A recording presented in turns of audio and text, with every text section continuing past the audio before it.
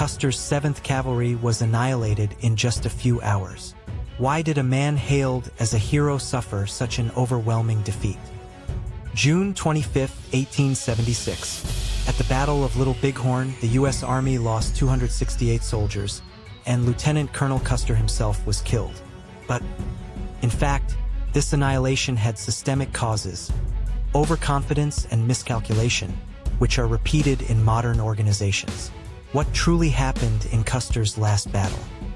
In this video, we uncover why Custer's successes led to overconfidence, what he overlooked, and the lessons this holds for modern leadership.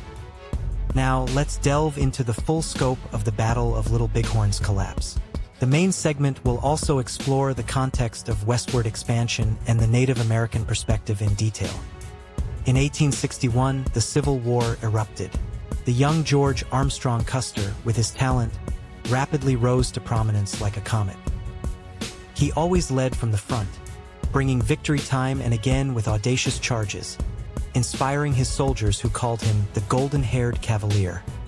Promoted to Brigadier General at just 23, his name became known across the nation as the Union Army's rising star. Even after transferring to the West, his brilliant military career continued. He secured numerous victories in battles against Native Americans, solidifying his fame. During the 1874 Black Hills expedition, he discovered gold. This report triggered a gold rush, further boosting his popularity. He was more than just a soldier. He was a hero, a darling of the media. His fame had reached legendary status. He possessed a strong belief that he could overcome any difficulty, coupled with a brilliant track record of success he had built up. He had no way of knowing then that this very confidence would become one of the factors leading him to ruin. Custer's military successes were primarily based on cavalry mobility and audacious offensive strategies, catching the enemy by surprise and ending engagements with overwhelming speed. In past conflicts with Native Americans, he had secured victories by swiftly raiding small encampments, destroying them before the enemy could organize. One-point breakthrough and surprise attack were his trademarks, and these successful experiences formed the core of his tactics. The immense trust from his subordinates was also a strength. They believed Custer's orders were imbued with a certainty of victory. This string of successes gave Custer an unwavering belief that he could not be defeated, making his decisions even more daring. For him, battles against Native Americans were prime opportunities to further his fame, mere obstacles in his path. However, it was this very track record of success that clouded his judgment and led him to his greatest miscalculation. In 1876, over the Black Hills gold discovery, the U.S. government unilaterally abrogated its treaty with the Lakota and decided to invade their lands. Custer, who had nearly been demoted due to a conflict with the president, sought to redeem his reputation in this Indian punitive expedition operation. Around this time, under the leadership of Sitting Bull, many Lakota and Cheyenne tribes had gathered, forming a powerful coalition. However, Custer underestimated the enemy's size. His scouts reported the existence of a massive encampment, but he refused to believe them. In his mind, there was only the pattern of past successes, the fixed idea that Native Americans are always few in number and quick to flee. Furthermore, Custer made the extremely dangerous decision to divide his 7th Cavalry into 3 separate columns. Each column lacked coordination and was positioned too far apart to support one another. This was an audacious gamble meant to ensure a surprise attack's success. But here, a pitfall no one noticed lay open.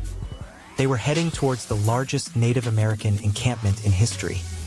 Custer's leadership was charismatic, yet absolute. Few dared to question his orders. This could be described as what we now call groupthink. Everyone believed in the leader's decisions without question, convinced of success. Past glories bound them like the Concord fallacy. Fearing that their previous investments and efforts would be wasted, they could not turn back. The enemy's size indicated by scout reports was impossible information to Custer. His own experience and convictions had distorted reality. His personal ambition for redemption also warped his judgment. This was a battle he simply could not lose.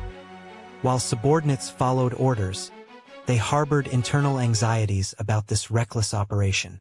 Yet they could not voice them. There was no turning back. They had no choice but to advance towards the tragic end that Custer's decisions would bring. Early on June 25, 1876, Custer's column forded the Little Bighorn River. They finally spotted the Native American encampment. However, its scale far exceeded Custer's imagination. It was an enormous village with thousands of teepees spread out.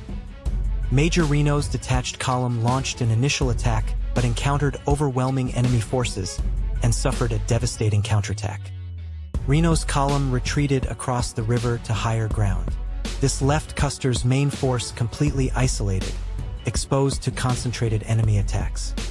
Lakota and Cheyenne warriors, coordinating their efforts and utilizing the terrain, encircled Custer's column, driving them into a desperate situation. On a hill known as Custer Hill, the 7th Cavalry attempted their final resistance. However, the overwhelming numerical disparity was insurmountable. Lieutenant Colonel Custer also died on this hill. After just a few hours of fierce fighting, all soldiers under his command perished.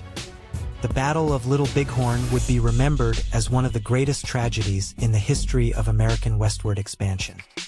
Custer's failure illustrates universal problems: over-reliance on past successes, disregard for intelligence, and a lack of understanding of different cultures. A leader's arrogance blinds an entire organization, robbing it of opportunities to correct dangerous decisions. This lesson applies to modern corporations and politics alike. Custer's success bred overconfidence because he was trapped in the delusion that "I am always right." What he overlooked was the reality before him and the objectivity needed to accurately assess the opponent's culture and strength. Even today, this failure teaches us the importance of not resting on past successes, but always humbly gathering information and maintaining a critical perspective. Lessons from history serve as a compass for future success. By understanding the history of failure, we can make better decisions. If you found this video informative, please subscribe and give it a thumbs up. We present a new history of failure every day. この失敗は歴史のほんの1ページ。世界にはまだ語られていない失敗が数多くあります。失敗の歴史をチャンネル登録して次の物語もぜひご覧ください。